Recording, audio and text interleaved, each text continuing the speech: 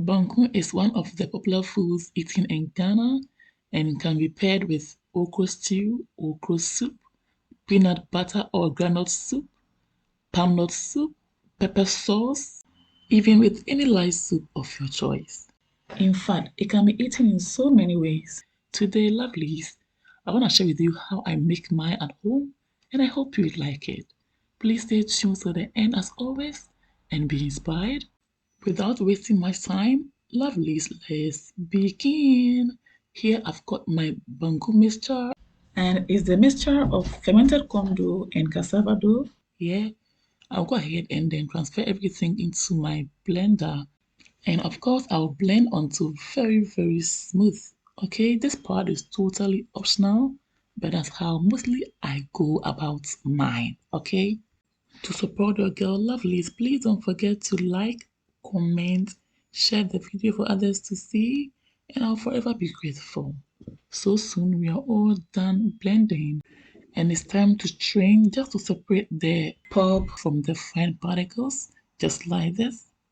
Lovelies, if it's your first time ever seeing my video, I would love to have you here. So kindly do your girl a favor by subscribing to this channel to enjoy more of my recipes. Don't forget to also smash on the bell button to receive updates from me whenever I upload new videos. Don't forget to also recommend this channel to families and friends who may like my recipes. Okay? Finally, I'm going ahead to rinse the blender and I'll add the water to the strainer just like this. And now you see the pulp, just discard it. And next in the saucepan, I'm adding my mixture. Here we go, beautiful. And since I do not want soft banku, this consistency is just okay for me. However, if you want it soft, then add more water. Next, I'm adding turmeric powder for flavor and for color, but this is not enough, so I'm adding more, and I'll add salt to taste. I'll then go ahead and mix everything together until well incorporated. I don't know why these days I'm so addicted to turmeric powder. I don't know why. I will keep using it until I get tired of it. That's me. That's me for you. But you don't need to add turmeric powder, it's totally optional, okay? And lovely, the moment you add your mixture to your pan, make sure from there you start stirring into circular motion, just like I've been doing from scratch. And as time goes on, it will start to thicken up just like this. And then you start to knead it against the sides of the pan, like I'm doing, just to flatten out the lumps, okay? So keep kneading, using any means possible to make this banku lump free, yeah? At this point, you can see the color is changing. This means it's cooking so well. Yes, and I love the beautiful aroma. It doesn't smell like fresh corn dough again. You can smell the banku aroma. I hope you get it.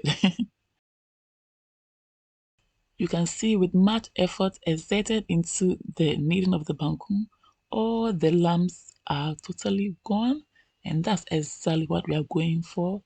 Beautiful. At this stage, for it to cook well, I'll go ahead and add water, just like this. The water is not that enough for me, so I'll just go ahead and add some more, okay, just like this. But at this point, the water is already boiling, so I'll just go ahead and knead it, just like this. If not, then you should wait till the water starts boiling before you knead it, or else you wouldn't get that sticky or elastic texture for your banku. Or they wouldn't hold together well. They'll start breaking apart, and that's not nice. And it also happens mostly when you use little or no cassava dough in your banku. But to me, that's not really a big deal, okay? All that matters is that the banku is well cooked and can be enjoyed with any soup or sauce of your choice, yeah? Lovelies, please don't forget to like, share, comment on the video to support your girl, yeah? At this point, because of the kind of texture I'm looking for, I'll go ahead and add some more water and I'll keep kneading and cooking until it's ready, yeah? Here we go, beautiful. I will let it boil and then I'll continue with the kneading and cooking of the banku. Yeah. 40 to 45 minutes later, our banku is well cooked, and to know it's ready, dip your hands in water, take some portion of the banku. If it's able to slip out of your hands, then it's ready. But if it still sticks to your hands, then it's not ready. So you continue to cook until you get this sign. Okay, here we go. Beautiful. Lovelies. I love the texture of my banku. However, if you want your sauce, keep on adding water until you get the texture you are looking for. So far, so good. Our banku is ready, and I hope you've been inspired.